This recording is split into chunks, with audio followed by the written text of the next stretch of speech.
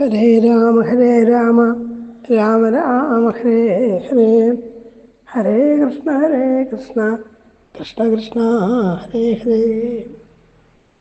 രാമായ രാമഭദ്രായ രാമചന്ദ്രായ വേധസേ രഘുനാഥായ നാഥായ സീതായ പതയേ നമഃ. കൂജന്തൻ രാമ രാമേതി മധുരം മധുരാക്ഷരം ആരുഹ്യ കവിതാശാഖം വന്ദേ വാൽമീകികോകിലം. വാൽമീകേർഗിരിസംഭൂതം രാമം ഭൂനിധി സംഗത ശ്രീമദ് രാമായണീ ഗംഗ പുനാതുഭുവനത്രയം. എല്ലാ ശ്രോതാക്കൾക്കും നമസ്കാരം. വിവിധ രാമായണങ്ങളെക്കുറിച്ചുള്ള പ്രഭാഷണ പരമ്പരയുടെ 45-ാം ഘട്ടത്തിലേക്ക് പ്രവേശിക്കുകയാണ്. നമ്മൾ കണ്ടുകൊണ്ടിരുന്നത് മന്ധരയും കയ്യിൽ നിന്നുള്ള സംവാദത്തിലേക്ക് നയിക്കുന്ന പൂർവ്വപീഠികയൊക്കെയാണ്. ഇപ്പം നമ്മൾ കണ്ടുകൊണ്ടിരിക്കുന്നത് തുളസീദാസ രാമായണത്തിൽ തുളസീദാസൻ എത്ര വിസ്തരിച്ചാണ് ഈ കാര്യങ്ങളൊക്കെ വർണ്ണിച്ചിട്ടുള്ളതെന്നാണ്. ദേവന്മാർ സരസ്വതീ ദേവിയോട് അഭ്യർത്ഥിക്കുന്നു. സരസ്വതീ ദേവിക്ക് അതിലുണ്ടായ ശങ്കകളും ആ ശങ്കയുടെ പരിഹാരമൊക്കെ മനസ്സുകൊണ്ട് തന്നെ ദേവി കണ്ടുപിടിച്ചു എന്നൊക്കെ ഉള്ളത് നേരത്തെ പറഞ്ഞു കഴിഞ്ഞു. ഇനിയുള്ളത് ആ മന്ധരയുടെ നാവിൽ വസിക്കുന്നവളായ സരസ്വതി ദേവി മന്ധരയെ കൊണ്ട് കയ്യേയോട് എന്തൊക്കെ പറയിച്ചു, കയ്യേയി അതിനെന്ത് മറുപടി പറഞ്ഞു എന്നൊക്കെ ഉള്ളതാണ്. ഇതൊക്കെ വളരെ പല പ്രാവശ്യം നമ്മൾ പറഞ്ഞു, വളരെ വിശദമായിട്ടാണ് തുളസീദാസൻ ചിത്രീകരിക്കുന്നത്. അപ്പോൾ അതിൻ്റെ രസികത്തെ അറിയണമെങ്കിൽ നമ്മളത് കുറച്ച് വിശദമായി തന്നെ പറയണം. കാര്യം മാത്രം പറയാനാണെങ്കിൽ 2-4 വാക്കിൽ പറയാനേ ഉള്ളൂ. മന്ധര പല നിർണയങ്ങളും പറഞ്ഞ് രാവിലെ അഭിഷേകം മുടക്കാൻ ശ്രമിച്ചു. കയ്യേയി മുക്തയായിട്ട് അതിൽ വിശ്വസിച്ചു. എന്നിട്ട് അതുപോലെ പ്രവർത്തിച്ചു. ഇത്രയേ ഉള്ളൂ. പക്ഷേ തുളസീദാസ രാമായണമൊക്കെ സാമാന്യന് മലയാളികൾ അധികം വായിച്ചിരിക്കാനുണ്ടായില്ല. തർജ്ജമയൊക്കെ ഉണ്ടായിട്ട് 19 കൊല്ലമായെങ്കിലും 50 കൊല്ലത്തിലധികമായി തുളസീദാസ രാമായണ മലയാളത്തിൽ വെള്ളിക്കുളം മനോഹരമായി തർജ്ജമ ചെയ്തിട്ട്. പക്ഷെ എന്നാലും അഭ്യസ്ത വിദ്യയായ ആളിൽ പോലും വളരെ കുറഞ്ഞ ആളിൽ മാത്രമേ അതൊക്കെ ശ്രദ്ധിക്കുകയോ വായിക്കുകയോ ചെയ്യാറുള്ളൂ എന്നാണ് അനുഭവം. അതുകൊണ്ടുകൂടിയാണ് തുളസീദാസൻ്റെ രാമായണത്തെ നമ്മൾ സാമാന്യം വിസ്തരിച്ച് തന്നെ ഉപവാദിക്കാമെന്നും അത് ഓരോരോ ഘട്ടങ്ങളായിട്ട് തുളസീദാസൻ്റെ ഈ വാക്കുകൾ എന്താണെന്ന് കേൾക്കാൻ ശ്രമിക്കുന്നത്. അപ്പം അത് കേൾക്കാം. ഈ കുബ്ജയായ മന്ധരയും കൈകേയിയും തമ്മിലുള്ള സംവാദമാണ് ഈ പ്രഭാഷണത്തിൻ്റെ വിഷയം. അപ്പം എന്തൊക്കെയാണ് മന്ധര ചെയ്തത് എന്ന് പറയാൻ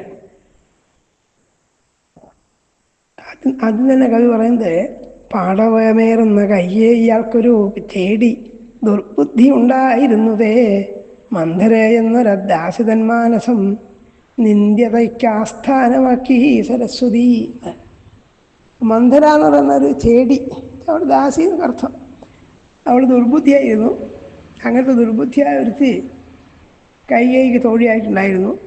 അവളുടെ അവർ തന്നെ എന്ത് ചെയ്തു, സരസ്വതി വസിക്കാൻ തീരുമാനിച്ചു എന്നാണ്.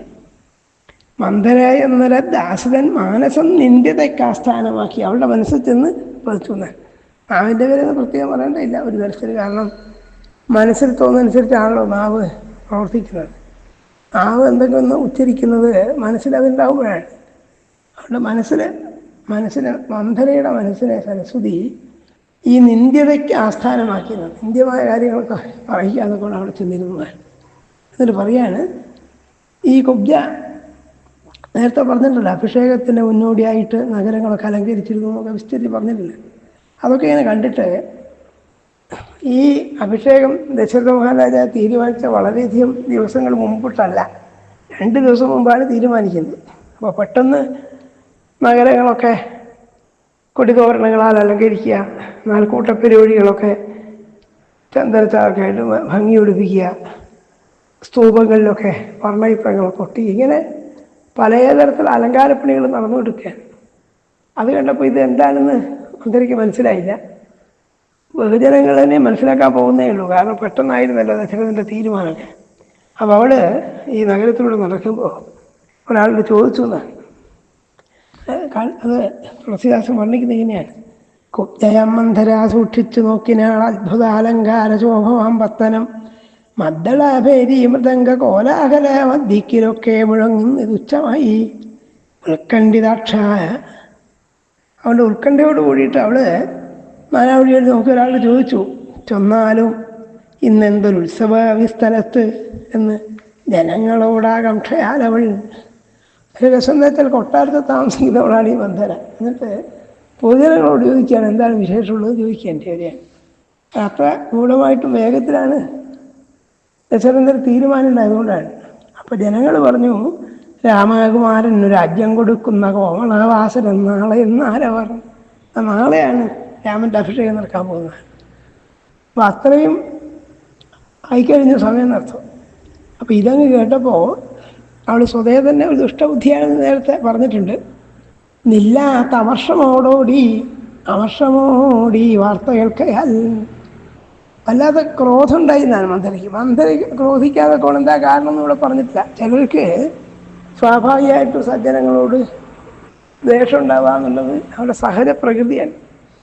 അല്ലാതെ വേറൊരു കാര്യവും കവി പറയുന്നില്ല. അവൾ നേരെ ഓടിച്ചെന്നിട്ട് കൈകൈയോട് ഈ വാർത്ത പറയാൻ പോവാൻ. കൈകൈ ആകട്ടെ വിലാസസഭയ്ക്കായിട്ട് സൈനികത്തിൽ കിടക്കുകയായിരുന്നു.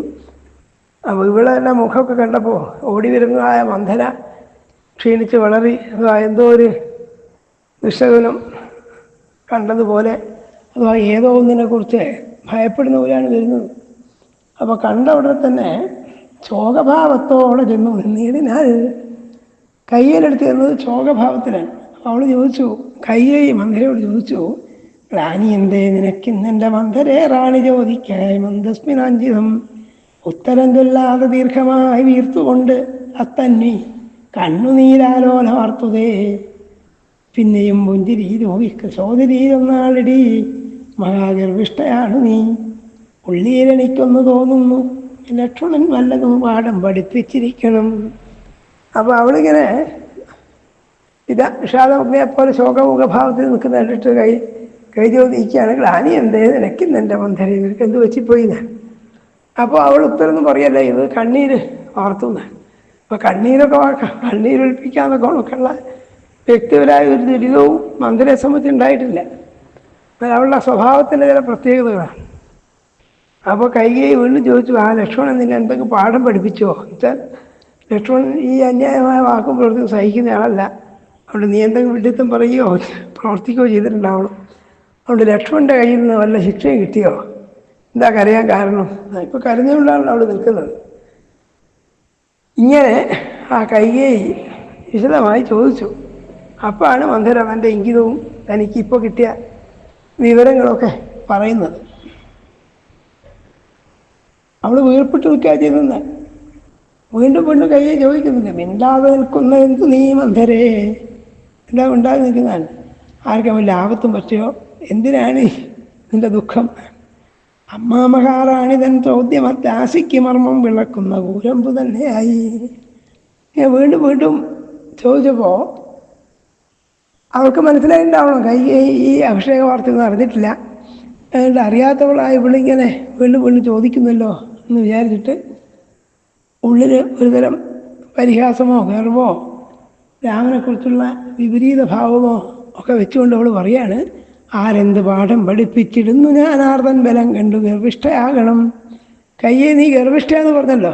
അപ്പോൾ അവളതിന് മറുപടിയായിട്ട് പരിഭവം പോലെ പറയാണ്, ഞാൻ എന്തിന് ഗർഭിഷ്ഠയാകണം?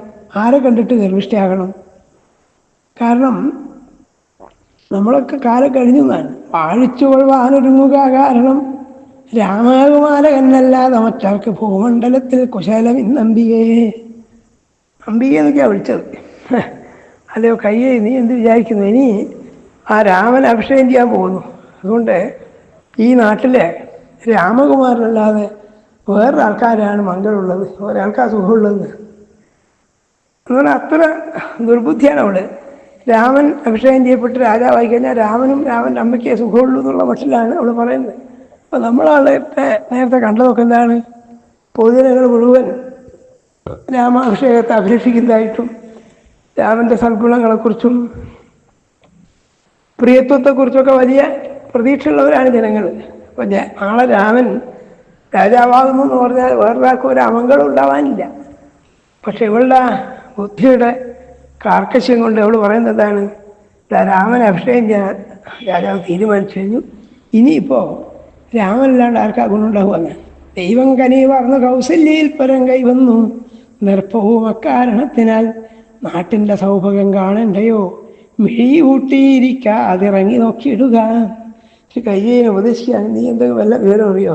നീ എപ്പോഴും ഇങ്ങനെ സുഖഭോഗ ലാലസ്യായി ഇങ്ങനെ കിടന്നാൽ മതി, എഴുന്നേറ്റിട്ട് കണ്ണു തുറന്ന് നോക്കൂ, എന്തൊക്കെയാണ് നടക്കുന്നത് നോക്കൂ എന്നൊക്കെ ഭീഷണിപ്പെടുത്തിയാണ്. അവിടെ ആദ്യത്തെ വാക്കിൽ തന്നെ ഈ മന്ധര പറയുന്നതാണ്, കൗസല്യയുടെ നല്ല കാലം വന്നു, കൗസല്യയുടെ എന്തോ വിദ്യ കൊണ്ടാണ് ഈ അഭിഷേകത്തെ പെട്ടെന്ന് തീരുമാനിച്ചത്. അതും നിന്റെ മകൻ ഭരതൻ നാട്ടിലില്ലാത്ത കാലത്ത് തന്നെ നിശ്ചയിച്ചതെന്ന് വളരെ സമർത്ഥമായിട്ട് പറയാൻ.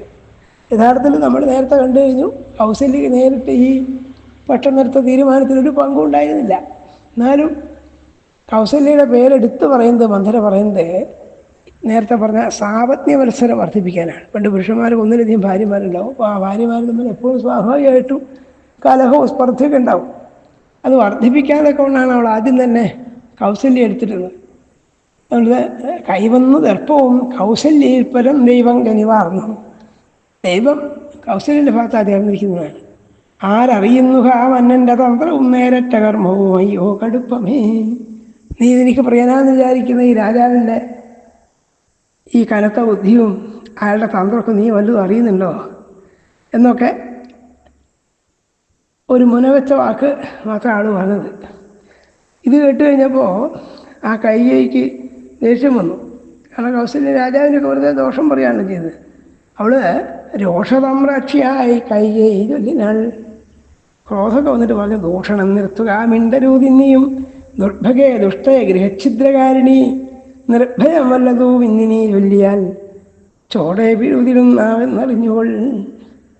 അപ്പോൾ ഇതേ കൈകേയിയാണ് ഇനി രാജാവിനോട് വാശി പിടിച്ച് വരം വാങ്ങിക്കുന്നത് നമ്മൾ ആലോചിക്കേണ്ടതാണ്. അതിന് പശ്ചാത്തലമായിട്ടാണ് കവി അവളുടെ ഇപ്പോഴത്തെ ഈ ബുദ്ധി ഇത്ര വിസ്തരിക്കുന്നത്. അവൾ ഈ മന്ധരയുടെ വാക്ക് കേട്ടപ്പോൾ എന്തൊക്കെയാണ് അവളെ വിളിക്കുന്നത്? ദുർഭഗയെ ദുഷ്ടയെ ഗൃഹഛിദ്രകാരിണി എന്നൊക്കെയാണ്. വീട്ടിൽ കലഹമുണ്ടാക്കുന്നവളാണ്, ദുഷ്ടബുദ്ധിയാണെന്നൊക്കെയാണ്. ഇങ്ങനെയൊക്കെ വിളിച്ച് അധിക്ഷേപിച്ച മന്ധരയുടെ വാക്കിനെയാണ് പിന്നീട് അവൾ തേന് പോലെ ആസ്വദിക്കുകയും ചെയ്തു. മനുഷ്യൻ്റെ സ്വഭാവത്തിൽ വരുന്ന വ്യത്യാസങ്ങൾ വളരെ സൂക്ഷ്മമായി ചിത്രീകരിക്കാൻ വേണ്ടിയാണ് കവി അത്രയൊക്കെ വിസ്തരിച്ചത്. അതിൽ പറയാണ്, അംഗവൈകല്യമുള്ള ഒരു ജനങ്ങളിൽ തിങ്ങുന്ന ദുർഗണം കേട്ടിരിക്കുന്നു ഞാൻ. ഇത് പഴയൊരു വിശ്വാസമാണ്. അംഗവൈകല്യമൊക്കെ ഉള്ള ആൾക്ക് ബുദ്ധി അതുപോലെ വികലമായ ബുദ്ധിയായിരിക്കും, അവർ ദുഷ്ടന്മാരായിരിക്കും, വാശിക്കാരായിരിക്കും, കർക്കശക്കാരായിരിക്കും എന്നൊക്കെ ഉള്ള ചില വിചാരങ്ങൾ ജനങ്ങൾക്കുണ്ട്. അങ്ങനെയുള്ളൊരു അഭിപ്രായം കയ്യേയുടെ പങ്കുവെക്കുന്നേ ഉള്ളൂ. നീ അല്ലെങ്കിലോ പിന്നെ വിശേഷിച്ച് നീ ഒരു നാരിയോ എന്നല്ല കേവലം ദാസിയുലസ്ഥയും. ഇവിടെ വംശം കൊണ്ടും സ്ത്രീത്വം കൊണ്ടും ഒക്കെ നിനക്ക് ഈ ദുഷ്ടത ഉണ്ടെന്ന്. ഇത് തുളസീദാസിൻ്റെ കൃതികളിൽ പലതിക്കും കാണാം. സ്ത്രീകൾ പൊതുവെ മോശക്കാരാണ്, അങ്ങനെയൊക്കെയുള്ള സ്വഭാവ ചഞ്ചലകളാണ്, ദുഷ്ടത പ്രവർത്തിക്കാൻ മടിയില്ലാത്തവരാണെന്നൊക്കെ ഇനിയും പല ഭാഗങ്ങളിലും തുളസീദാസൻ പറയുന്നതായിട്ട് കേൾക്കാം. ഇന്നത്തെ ഒരു ലോകബോധ്യത്തിൻ്റെ വെളിച്ചത്തിൽ തുളസീദാസിൻ്റെ ഈ പരാമർശങ്ങളൊക്കെ നമുക്കത്ര സ്വീകരണീയമായ സംഗതിയല്ല. അതുകൊണ്ടാണ് കേവലം നീ ഒരു നാരിയും പറയാം, നീ ഒരു പെണ്ണും കൂടിയാണല്ലോ, പെണ്ണുങ്ങൾക്ക് സ്വതേ ഈ ദുർബുദ്ധിയും ദുരഹങ്കാരമൊക്കെ ഉണ്ടാവും, നീയാകട്ടെ താഴ്ന്ന മനസ്സിൽ ജനിച്ചവളാണ്. ഇതൊന്നും ഇന്നത്തെ ലോകബോധ്യത്തോട് ഒത്തുപോകുന്നതല്ല. എന്നാലും പിന്നെ വിശേഷിച്ച് നീ ഒരു നാരിയോ എന്നല്ല കേവലം ദാസിയുലസ്ഥയും. അങ്ങനെയുള്ളവളാണല്ലോ നീ, കുലം കൊണ്ടും പഠിപ്പുകൊണ്ടും ഒക്കെ താഴ്ന്നവളാണ്. അതുകൊണ്ട് നീ ഇങ്ങനെ ഷണ്ഠയ്ക്ക് കാരണമായ കാര്യം പറയുന്നത് അത്ഭുതമില്ല അർത്ഥം. എന്നിട്ട് കുറച്ച് ഉപദേശം കൊടുത്തു. നീ എന്ത് വിചാരിക്കുന്നു? ഇനി രാമനെ പിന്നെ രാജാവ് അഭിഷേകം ചെയ്യുന്നു, രാജാവ് കാലത്തുള്ള എന്താ ഇത്ര പ്രത്യേകത ഉള്ളത്? വളരെ സ്വാഭാവികമായ രീതി അതാണ് നമുക്ക് അവരോട് പറഞ്ഞു കൊടുക്കാൻ. അഗ്രജൻ നാട് ഭരിക്കും, കനിഷ്ഠർ അവ്യഗ്രമായി തൽ പാദസേവനം ചെയ്തിടും, ആര്യരാൽ സർവഥാ സൽസേവനീയമാൻ സൂര്യവംശത്തിൻ്റെ ധർമ്മം ഇമ്മട്ടുതാൻ. പണ്ടേ സൂര്യവംശ രാജാക്കന്മാരൊക്കെ ചെയ്ത് അങ്ങനെയാണ്. മൂത്ത മോനെ രാജാവാക്കും, ബാക്കിയുള്ളവരൊക്കെ എന്ത് ചെയ്യും? രാജാവിൻ്റെ കീഴിൽ രാജാവിൻ്റെ ആജ്ഞ പാലിച്ചുകൊണ്ട് രാഷ്ട്രത്തിൻ്റെ അഭിവൃദ്ധിക്ക് വേണ്ടി പ്രവർത്തിക്കും. അത് വളരെ സ്വാഭാവികമായ സംഗതിയാണ്. എല്ലാ പുത്രന്മാർക്കും രാജ്യം കിട്ടുമോ? അത് സാധിക്കില്ല. ഇങ്ങനെയൊക്കെ പറഞ്ഞു. എന്നിട്ട് ഇനി രാമൻ രാജാവായി കഴിഞ്ഞാൽ തനിക്ക് വല്ല ആപത്തുണ്ടാവുന്നുള്ള ശങ്കയെ തനിക്കില്ല. കാരണം എന്താണ്? ഓമനിക്കുന്നുണ്ട് കൗസല്യയെപ്പോലെ കോമളാശീലൻ രാമനെ ഞങ്ങൾക്ക് രാമൻ പ്രിയപ്പെട്ടവനാണ്. ആ രാമനാകട്ടെ ഞങ്ങളോട് വളരെ പ്രിയമുള്ളവനാണ്. മാമകപ്രാണനേക്കാളും പ്രിയതരൻ രാമൻ എനിക്കെന്ത് നിശ്ചയമുണ്ടുമേ. എനിക്കെൻ്റെ പ്രാണനേക്കാൾ പ്രധാനപ്പെട്ടതാണ്. ഉണ്ണിക്ക് രാജ്യം കൊടുക്കുന്നതോർത്ത് നീ കണ്ണുനീർ വാർക്കേണ്ട കാര്യം എന്താണ് എടി എന്നൊക്കെയാണ് പറഞ്ഞത്. എടി നിനക്കിപ്പോൾ രാമൻ രാജാവാകുമെന്ന് കേട്ടിട്ട് ഇത്രയൊക്കെ ക്രോധവും ദേഷ്യവും സങ്കടമൊക്കെ എന്താ ഉള്ളത്? അപ്പം മന്ധര പറഞ്ഞു, അപ്പം ഇത് ഓരോരോ ഘട്ടം കഴിയുമ്പോൾ കൈകൈക്കുള്ള മാറ്റങ്ങളൊക്കെ വിശദമായി ചിത്രീകരിക്കാൻ വേണ്ടിയാണ് കവി ഇങ്ങനെ ചെയ്തത്. അത് ഇത്രയധികം നിന്ദിക്കാണ് അവൾ മന്ധരയെ ചെയ്തത്. പക്ഷെ മന്ധരയുടെ വാക്സാമർഥ്യം കൊണ്ട് അവളുടെ മനസ്സ് പതുക്കെ മാറ്റിയെടുക്കുകയാണ്. അപ്പം മന്ധര പറഞ്ഞു, ഞാനിങ്ങൊരിക്കൽ പറഞ്ഞതുകൊണ്ട് താൻ വേണുന്നത്രയും കിട്ടിക്കഴിഞ്ഞുമേ. കാരണം അവൾ ചോദിച്ചല്ലോ, നിനക്ക് എന്താ വിഷമമുള്ളത് രാമൻ രാജാവാകുന്നുണ്ടെന്ന് പറഞ്ഞല്ലോ. അപ്പോൾ അവൾ പരിഭവമായിട്ടും സ്ത്രീ സ്വഭാവത്തിനനുസരിച്ച് ആ കൗടില്യത്തോടു കൂടി പറയാണ്, ഞാനിപ്പോൾ ഒരിക്കലൊരു കാര്യമൊന്ന് പറഞ്ഞു നിന്നോട്, അപ്പം തന്നെ എനിക്ക് ഇത്രയും ശകാരം കിട്ടിയല്ലോ, ഇനി ഞാനൊന്നും പറയാൻ ഭാവമില്ല എന്നാണ്. പറയാൻ ഭാവമില്ല എന്ന് പറഞ്ഞാൽ എന്തോ പറയാൻ ബാക്കി വെച്ചിട്ടുണ്ടെന്ന് സ്വാഭാവികമായിട്ടും കേൾക്കുന്ന ആൾ തോന്നും. അപ്പോൾ അവരത് കുത്തി ചോദിക്കും. അപ്പോൾ ഈ മനസ്സിൽ കൊണ്ടു നടക്കുന്ന ഈ വിപരീത ഭാവനകളൊക്കെ പറയാം എന്നാണ് അവളുടെ വിചാരം. അവൾ പരിഭവമായിട്ട് പറയുകയാണ്, ഞാനിപ്പോൾ നിന്നോടൊരു കാര്യം പറഞ്ഞു, അതിന് എനിക്ക് ഈ ചീത്തയൊക്കെ കേട്ടുമല്ലോ. അല്ലെങ്കിൽ ഇജ്ജനം നല്ലതോ എന്നതും അല്ല നിന്നാകുമോ ദേവിക്കേ വിധം. ഞങ്ങൾ പറയുന്നതൊക്കെ വിപരീതമായിട്ടാണല്ലോ തോന്നുക. ഏഷണിക്കാരുടെ കൂറുള്ളൂ കഷ്ടവിഭോഷിയാൻ ഞാനോ ഗൃഹഛിദ്രകാരിണി. ഗൃഹഛിദ്രകാരിണി എന്ന് വിളിച്ചത് മന്ത്രിക്ക് തീരെ ഇഷ്ടമായില്ല. അപ്പോൾ പറയുകയാണ്, ഏഷണി പറയുന്ന ആൾക്കാർ കൊട്ടാരത്തിലുണ്ടാവും. അധികാരമായിട്ട് ബന്ധപ്പെട്ട ദിക്കിലൊക്കെ പലതരക്കാരുണ്ടാവും. അങ്ങനെ ഏഷണി പറയുന്നവരുടെ വാക്കുകൾ നീ കേൾക്കുന്നുണ്ടാവും. പക്ഷെ ഞാൻ നന്മ വിചാരിച്ച് പറഞ്ഞാകട്ടെ മോശമായി തോന്നുകയും ചെയ്തു. കൊയ്യും വിതച്ചതേ ഇട്ടും കൊടുത്തതേ കൊയ്യല്ലോ ലോകോക്തി ഇങ്ങനെ തന്നെയാം. എന്നിട്ട് അവിടെ പരിഭവത്തിൻ്റെ സ്വരത്തിൽ തന്നെ വീണ്ടും പറയാണ്, ആര് രാജ്യം ഭരിച്ചാൽ എനിക്കെന്താണ്, ആര് കാട്ടിൽ പോയാൽ എനിക്കെന്താണ്, ഞാൻ നിന്നോടുള്ള സ്നേഹം കൊണ്ട് ഇങ്ങനെ കഷ്ടകാലത്തിൽ പറഞ്ഞു പോയിന്നേ ഉള്ളൂ. കമ്പം പിടിച്ചു ഞാൻ എന്തോ കഥിച്ചു പോയി, വമ്പിച്ച കുറ്റം പുറത്താലും വമ്പിയേ. ക്ഷമാപണം നടത്തുന്ന രീതിയിൽ ആ കൈയ്യേക്ക് വിഷമം തോന്നിക്കുന്ന രീതിയിലും എന്തൊക്കെയോ ഇനിയും മന്ത്രിക്ക് പറയാനുണ്ടായിരുന്നു. അത് തൻ്റെ ചോദ്യം കൊണ്ട് താൻ തടയുകയാണ് ചെയ്തത്. അവൾ യോജിപ്പിക്കാൻ വേണ്ടി പറയുകയാണ്, ഞാൻ എന്നോട് ക്ഷമിച്ചേക്കുമോ, ഞാൻ എന്തിനധികമൊക്കെ പറയണം, കൊട്ടാരത്തിലെ കാര്യങ്ങളൊക്കെ ദാസിക്ക് എന്താ താല്പര്യമുള്ള വേണ്ടത്, എന്താ അധികാരമുള്ളതെന്നൊക്കെ ആ പരിഭവം പറഞ്ഞു. ഇങ്ങനെ ആ കാപട്യത്തോടുകൂടി കുനിഷ്ഠ ബുദ്ധിയോടുകൂടി പറഞ്ഞപ്പോൾ എന്ത് ചെയ്തു? ഉംബർതന്മായ പ്രയോഗം നിമിത്തമായി തൻ പ്രജ്ഞ തെറ്റിയ നന്ദിനി. അപ്പോൾ ഇവളുടെ വാക്കൊക്കെ കേട്ടപ്പോൾ ദേവന്മാരുടെ വിദ്യയുണ്ടല്ലോ, ദേവന്മാർ ദേവിയെ പറഞ്ഞേച്ചു, സരസ്വതിയെ പറഞ്ഞേച്ചു എന്ന് പറഞ്ഞിട്ടില്ല. അതുകൊണ്ട് എന്ത് ചെയ്തു? അവൾക്ക് തന്തോന്ന് പറയാനിടുന്നു, താൻ കേൾക്കേണ്ടതാണെന്ന് കയ്യേക്ക് തോന്നി. കാട്ടാളമംഗതൻ കാമ്യസംഗീതകം കേട്ടു മയങ്ങുന്ന കേഴവാൻ പേട പോലും. കാട്ടാളന്മാരുടെ പാട്ടൊക്കെ കേട്ടിട്ട് മയങ്ങിപ്പോവും മാൻപേടകൾ. അത് പഴയ സങ്കല്പമാണ്. ഈ അവർ കിരാതന്മാരൊക്കെ പാട്ട് പാടുന്ന ഉള്ളൂരിൻ്റെ മകളിൽ കാണാം. കിരാതിമാർ പാട്ടുപാടി എന്നല്ല, അവർ പാട്ട് കേൾക്കുമ്പോൾ ഈ മാനുകൾ പുല്ല് പോലും തിന്നാതെ ചെവി കൂർപ്പിച്ച് നിൽക്കുന്നു. അപ്പോൾ പുറകിലൂടെ അവയെ വലയിട്ട് പിടിക്കാനൊക്കെ എളുപ്പമാണ് ആ സങ്കല്പം. അതേപോലെ ഇവളുടെ ഈ വാക്ക് കേട്ടിട്ട് തൽക്കാലത്തേക്ക് കയ്യേക്ക് ഒരു കുറ്റബോധവും കൂടി തോന്നിയിട്ടുണ്ടാവണം. താനിവളെ ശകാരിച്ചല്ലോ, ഇവളെന്തോ കാര്യമായി പറയാൻ വന്നവളാണ്, അത് പറഞ്ഞുകൊള്ളട്ടെ എന്ന് ഞാനിട്ട് ചോദിച്ചു, എന്താണ് ഇങ്ങനെയൊക്കെ പറയാൻ കാരണം ചോദിക്കാൻ. അപ്പോൾ അവൾ വീണ്ടും ആഗ്രഹം ആ മന്ധര ആ പരിഭവം തുറന്നുകൊണ്ട് പറഞ്ഞു, ഞാൻ പറഞ്ഞപ്പോൾ ഒക്കെ എന്നെ മോശമായിട്ടില്ലേ പറഞ്ഞുള്ളൂ. എന്നിട്ട് പറഞ്ഞു, അല്ല ദേവിയെ കഥിക്കുന്നു രാമനും സീതയും ജീവനേക്കാൾ പ്രിയം കൂടുകയോ എന്നതായി എന്ന പോലങ്ങേ സ്നേഹിപ്പു രാമനും എന്നോ പറഞ്ഞത് അക്കാലം കഴിഞ്ഞുപോയി. അല്ലേ ദേവി കയ്യോട് പറയാണ്, രാമന് നിങ്ങളോട് സ്നേഹമുണ്ടെന്നും നിങ്ങൾക്ക് രാമനോട് സ്നേഹമുണ്ടെന്നൊക്കെ പറഞ്ഞൊക്കെ ശരിയായി, അതൊക്കെ കാലം കഴിഞ്ഞു. അധികാരം കിട്ടിക്കഴിഞ്ഞാൽ നാളെ രാമൻ രാജാവായി കഴിഞ്ഞാൽ ഈ സ്നേഹം അതുപോലെ കൊണ്ടു നടന്നൊന്നും വരില്ല. കാലാന്തരം കൊണ്ട് മിത്രവും ശത്രുവാം നീരജബന്ധുവാണ് ആദിത്യനെങ്കിലും നീരമില്ലെന്നാൽ ഉണക്കിക്കരിച്ചിടും. അതിന് ചില ഉദാഹരണം പറയാൻ. സൂര്യൻ താമരയ്ക്ക് ബന്ധുവാണ്, താമരയുടെ ഭർത്താവാണെന്നൊക്കെ സങ്കല്പിക്കും. അതൊക്കെ എപ്പോഴാണ്? വെള്ളം ഉണ്ടാകുമ്പോൾ. താമര വെള്ളത്തിൽ നിൽക്കുമ്പോൾ സൂര്യൻ്റെ പ്രകാശവും ഒക്കെ കേൾക്കുമ്പോൾ നല്ല സുഖമാണ്. പക്ഷെ വെള്ളമില്ലാത്തിരിക്കുന്ന താമര എടുത്തെങ്കിൽ ഇതേ സൂര്യൻ എന്ത് ചെയ്യും? തൻ്റെ രശ്മികൾ കൊണ്ട് ആ താമരപ്പൂവിനെ കരിച്ചു കളഞ്ഞൊന്നും വരാം. അത്രയേ ഉള്ളൂ. അതുപോലെ ഇപ്പോഴും രാമനൊക്കെ നിങ്ങളുള്ള സൗഹൃദവും ഒക്കെ രാമനോട് തോന്നി വാത്സല്യമൊക്കെ അധികാരത്തിന് പുറത്ത് നിൽക്കുമ്പോഴാണ്.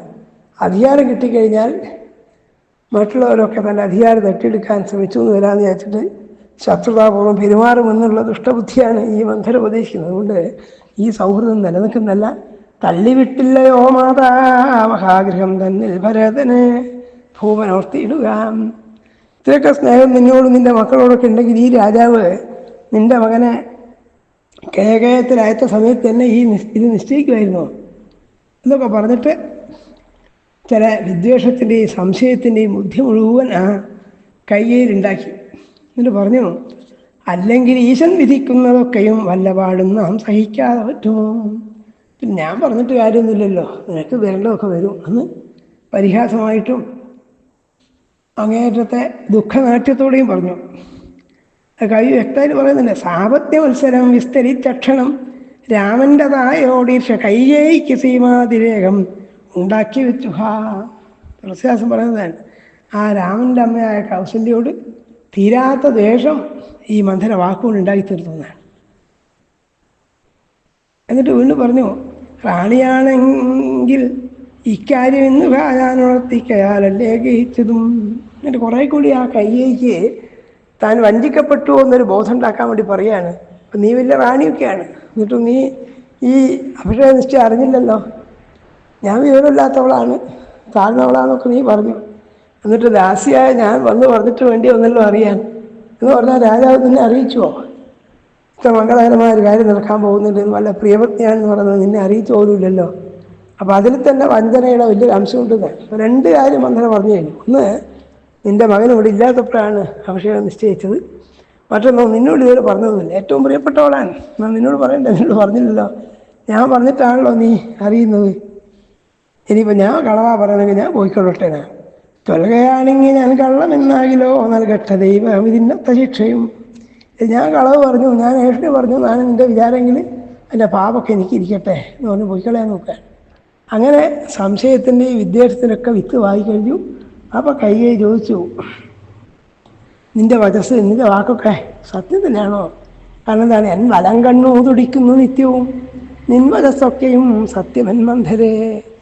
സ്ത്രീകൾക്ക് വലതുഭാഗം തുടിക്കുന്നത് മോശമെന്നാണ് പഴയ നിമിത്ത ലക്ഷണം.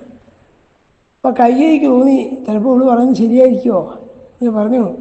ഇല്ലെനിക്കാഗ്രഹം എന്തെങ്കിലും സപത്നിതൻ ചൊല്ലു കേട്ടോ കേട്ടാടുന്ന ദാസിയായി വാഴുവാൻ.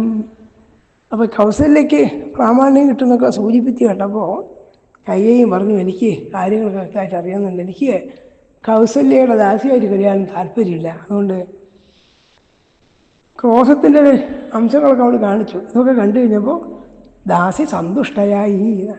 താൻ പ്രയോഗിച്ച വിദ്യകളൊക്കെ ഫലിച്ചു വരുന്നുണ്ട് എന്ന് മന്ധരയ്ക്ക് തോന്നി. അവൾ സന്തോഷിച്ചിട്ട് കയ്യോട് വീണ്ടും പറയാണ്, അംബികയെ തൊൽവതെന്തിങ്ങനെ ദേവിക്ക് നന്മയും സൗഖ്യവും നാടോറുമേറണം. അമ്മയ്ക്ക് ദോഷം നിനച്ചോർക്കു തന്നെ ആ കന്മഷത്തിൽ ഫലം ചെന്ന് പറ്റിയിടണം. അമ്മ ഏതായാലും വിഷമിക്കൊന്നും വേണ്ട, അതിനൊക്കെയുള്ള ഫലമൊക്കെ അങ്ങനെ ഗുണമുണ്ടാവട്ടെ എന്ന് എനിക്ക് വിചാരമുള്ളൂ എന്ന് പറഞ്ഞു. എന്നിട്ട് തൻ്റെ വിശ്വാസ്യത വർദ്ധിപ്പിച്ചപ്പോൾ കൈകൈക്ക് മന്ധരയുടെ വാക്കുകളിൽ വിശ്വാസം വന്നു. അവൾ പറയാണ്, അല്ലയോ ചേടി എന്നൊക്കെയാണ് വിളിച്ചതെങ്കിലും പറഞ്ഞത്, നീ ചൊല്ലിയാൽ കൂപത്തിലേക്കുടൻ ചാടി മരിപ്പാനുമില്ലവേ സംശയം. നീ ദാസിക്കാണ്, നീ എനിക്ക് വളരെ വിശ്വസ്തയാണ്, നീ പറഞ്ഞാൽ ഞാൻ കണ്ടിച്ചാടാൻ മടിക്കില്ല, അത്രയധികം നിൻ്റെ വാക്കിൽ എനിക്ക് വിശ്വാസമുണ്ടെന്നാണ് ഇപ്പോൾ പറഞ്ഞത്. ഇങ്ങനെ പറഞ്ഞപ്പോൾ കാപട്യമാകത്തി തേച്ചു വിനുക്കവേ. ഇങ്ങനെ കൈ പറഞ്ഞപ്പോൾ ഈ മന്ധരയാകട്ടെ കാപട്യമാകുന്ന കത്തിക്ക് മൂർച്ച കൂട്ടി എന്നാണ് പറഞ്ഞത്. എന്നിട്ട് പറഞ്ഞു, നീ വിഷമിക്കൊന്നും വേണ്ട, ഈ രാമാഭിഷേകം നിനക്ക് വിഘ്നമായി, നിനക്ക് ക്ലേശത്തിനാണ് ഇടയാക്കി തീർക്കുക, ഇങ്ങനെ സ്ഥാനമാനങ്ങളൊക്കെ നഷ്ടപ്പെടും, അത് ഞാൻ പറയുന്നത് ശരിയാണ് എന്ന് മാത്രമല്ല. കൈ പറഞ്ഞല്ലോ, ഞാൻ കിണറ്റിൽ വേണേൽ ചാടാന്ന് പറഞ്ഞപ്പോൾ തന്നിൽ വിശ്വാസമുണ്ടെന്ന് കണ്ടപ്പോൾ അവൾ പറഞ്ഞു, നിനക്ക് വലിയൊരു ദുര്യോഗം വന്ന് വിടാൻ പോവാണ്. അതിൽ നിന്ന് രക്ഷപ്പെടണമെന്നുണ്ടെങ്കിൽ അതിൻ്റെ വഴി ഞാൻ പറഞ്ഞുതരാം, അതെനിക്കറിയാം എന്ന് പറഞ്ഞിട്ട് ആ പഴയ കഥ പറയുകയാണ്. അത് നമ്മൾ നേരത്തെ ചിലപ്പോൾ രാമായണത്തിൽ വാൽമീകി രാമായണത്തിൽ കേട്ടതാണ്, അത് വിസ്തരിക്കേണ്ടതില്ല. അപ്പം അന്ന് തന്ന വരം നിനക്കിപ്പോൾ ചോദിക്കാം എന്ന് പറയാൻ. ഭൂമീന്ദ്രനെ കൊണ്ട് ദേവി ഒന്നാമതായി രാമനാമത്തിൽ പ്രതിജ്ഞ ചെയ്യിക്കണം. പക്ഷെ ഇതിങ്ങനെ എന്നിട്ട് എനിക്ക് പണ്ട് തന്ന വരം തരണം എന്ന് പറഞ്ഞാൽ ചിലപ്പോൾ രാജാവ് പെട്ടെന്ന് തന്നൊന്നും തരില്ല. രാജാവിന് മനസ്സിന് നല്ലോണം കുഴക്കുണ്ടാക്കി നിന്നെ പ്രാപിക്കാൻ സാധിക്കാത്തത് നീ അകന്നു പോകാനെന്ന് തോന്നിച്ച് വിഭ്രമമുണ്ടാക്കിയതിന് ശേഷം മാത്രമേ നീ പറയാവൂ. അതുകൊണ്ട് നീ ക്രോധാകാരത്തിൽ ചെന്ന് കിടക്കണം. രാജാവ് സ്വാഭാവികമായിട്ടും നീ ക്രോധിച്ചിരിക്കുന്നത് കേട്ടാൽ പരിഭ്രമിക്കാതിരിക്കില്ല. അദ്ദേഹത്തിന് പ്രിയപ്പെട്ടവനാണ്, നിന്നോട് ഒന്ന് കെഞ്ചും, നീ അതൊന്നും കേട്ടിട്ട് സംസാരിക്കാൻ പോരുത്. ഇനി അഥവാ അങ്ങനെ പല പ്രാവശ്യം പറഞ്ഞു കഴിഞ്ഞാൽ നിനക്ക് എന്ത് വേണമെങ്കിൽ തരാമെന്നൊക്കെ രാജാവ് സ്വാഭാവികമായിട്ട് പറയും. അങ്ങനെ പലവട്ടം പറഞ്ഞു കഴിഞ്ഞാൽ എന്തും തരുമെന്ന് പ്രതിജ്ഞ ചെയ്യുമെന്ന് വീണ്ടും പ്രതിജ്ഞ ചെയ്യിച്ചിട്ട്, ഇനി പണ്ടത്തെ വരൊക്കെ പോട്ടെ, ഇപ്പം തന്നെ ഞാൻ നിനക്ക് എന്ത് വേണം തരാമെന്ന് രാജാവിനോട് പ്രതിജ്ഞ ചെയ്യിക്കൂ. പ്രതിജ്ഞ ചെയ്യിച്ചു കഴിഞ്ഞാൽ ആ പണ്ടത്തെ വരം ഓർമ്മിപ്പിച്ചിട്ട് അന്ന് എനിക്ക് തരാമെന്ന് പറഞ്ഞിരിക്കുന്ന വരം ഞാൻ ആവശ്യപ്പെടുകയാണ്. അതിൽ ഒന്നുകൊണ്ട് ഈ രാമൻ്റെ അഭിഷേകം നിർത്തിവെക്കണം, ഭരതൻ അഭിഷേകം ചെയ്യിക്കണമെന്ന് പറയൂ എന്ന് പറഞ്ഞു. ചേടിയെ സ്വപ്രാണതുല്യം നിനച്ച് തൽപാടവത്തത്തുലം കീർത്തിച്ചു രാജ്ഞിയാൾ. ഇങ്ങനെ ഇവള് കുറച്ച് നേരം കൊണ്ട് ആ കയ്യുടെ മനസ്സ് മാറ്റിയെടുക്കുകയും ചെയ്തു. കാരണം വെറുതെ കുറ്റം പറയുക മാത്രമല്ലല്ലോ ഇപ്പോൾ ചേടി ചെയ്തത്. ഈ മന്ത്രം ചെയ്തത് ഈ ദുരിതത്തിൽ നിന്ന് രക്ഷപ്പെടാനുള്ള വഴിയും വ്യക്തമായി പറഞ്ഞു കൊടുത്തു. അതോട് കൂടിയിട്ട് ആ കയ്യയ്ക്ക് പ്രാണതുല്യ സ്നേഹം ഉണ്ടായിരുന്നു. അപ്പം ചേടിയെ സ്വപ്രാണതുല്യം നനച്ചു, തൻ്റെ പ്രാണനെ പോലെ വിചാരിച്ചിട്ട് നീ ഞാൻ എന്തൊക്കെയാണ് വിശദമായി ചെയ്യേണ്ടത് വീണ്ടും പറയാണ്. അന്ധരേ നിന്നോട് തുല്യം എനിക്കൊരു ബന്ധുവാരി ലോകമാകെ തിരക്കിലും. എത്ര വേഗത്തിൽ ആ മനസ്സ് മാറിപ്പോയി നോക്കൂ. 5 മിനിറ്റ് മുമ്പ് ദ്രോഹിയാണ്, ദുർബുദ്ധിയാണെന്നൊക്കെ പറഞ്ഞ ആളാണ്. ഇപ്പോൾ പറയുന്നതോ എനിക്ക് ഏറ്റവും വലിയ ബന്ധുയാണ്. അപ്പോൾ ഞാൻ എന്താ ചെയ്യേണ്ടത് വിസ്തരിച്ച് പറയൂ. അപ്പോൾ അവൾ പറഞ്ഞു, ക്രോധമന്ദിരം ഊകിയിട്ട് ഇതൊക്കെ ചെയ്യണമെന്ന് പറഞ്ഞിട്ട് അവളെ അയച്ചു എന്നാണ്. മന്ധരാവർഷത്തു തന്നുടെ ദൗഷ്ട്യമാം അമ്പസവിച്ഛിന്നതാരം വധിക്കയാൽ. കവിൻ്റെ ഒരു അലങ്കാരം പറഞ്ഞാൽ മന്ധരയാകുന്ന ഈ മഴക്കാർ മേഘമാണ് ഇങ്ങനെ വെച്ചിരുന്നത്. വർഷത്തു തന്നെയുള്ള ദൗഷ്ട്യമാം, ദൗഷ്ട്യത്തെ ദുഷ്ടതയാകുന്ന ആ ധാരയുടെ പ്രവാഹം ഉണ്ടായതാണ്. ഇങ്ങനെ കൈകേയി മന്ത്രിയുടെ വാക്കുകൾ കേട്ടിട്ട് പ്രചോദിതയായി തനിക്ക് രാജാവിനെ വെല്ലാനാവുന്നു, രാജാവിനെ കുടുക്കിപ്പെടുത്തിയിട്ട് പ്രതിജ്ഞാബദ്ധനാക്കിയിട്ട് തൻ്റെ കാര്യം സാധിക്കാമെന്ന് അവൾ വിചാരിച്ചു. അങ്ങനെ കൂറാർന്നിവൺ മഞ്ഞനങ്ങൾ അർത്ഥിക്കവേ നീറുകയാണ് കൈകേയി തന്മാനസം. ഈ മന്ത്രിയുടെ വാക്കുകളൊക്കെ കേട്ടപ്പോൾ ജനങ്ങൾ രാമാഭിഷേകത്തെ കാത്തിരിക്കുന്ന, സന്തോഷത്തോടു കൂടി കാത്തിരിക്കുന്ന സമയത്ത് ആ കയ്യയുടെ മനസ്സാകട്ടെ നീറിപ്പോഞ്ഞു എന്നാണ്. കൈ പറയാണ്, നാശം ആർക്കേയില്ല ദുസ്സംഗമൊഴിയിൽ നീചോപദേശം മുടിക്കുന്നു ബുദ്ധിയെ. എപ്പോഴും ഓർമ്മിക്കേണ്ടതാണ്, നീചന്മാരുടെ ഉപദേശം കേൾക്കുകയും അവരുമായിട്ട് സഹവാസം ചെയ്തു കഴിഞ്ഞാൽ ആരാണ് നശിച്ചു പോകാത്തത്. അതുകൊണ്ട് കയ്യേയി തൻ്റെ ഭർത്താവിന് തന്നെ ബുദ്ധിമുട്ടിക്കാനും തനിക്ക് പ്രാണനേക്കാൾ പ്രിയനാണെന്ന് നേരത്തെ പറഞ്ഞ രാമനെ വനത്തിലേക്ക് അയക്കാനും ദൃഢചിത്തയായിരുന്നു. അവൾ ക്രോധാകാരത്തിലേക്ക് ചെല്ലുകയും ചെയ്തു. ഇത്രയും ഭാഗം കഴിഞ്ഞതിന് ശേഷം ഇനിയുള്ളത് ദശരഥനും കയ്യേയി തമ്മിലുള്ള സംവാദവും കയ്യേയി വരുന്നിടുന്നൊക്കെയാണ്. ഇതൊക്കെ ആണ് നമ്മൾ വാൽമീകി രാമായണത്തിൽ ഇനി കാണാൻ പോകുന്നത്. ഇനി അടുത്ത പ്രഭാഷണത്തിൽ രാമായണ ചമ്പുകാരൻ്റെ ചില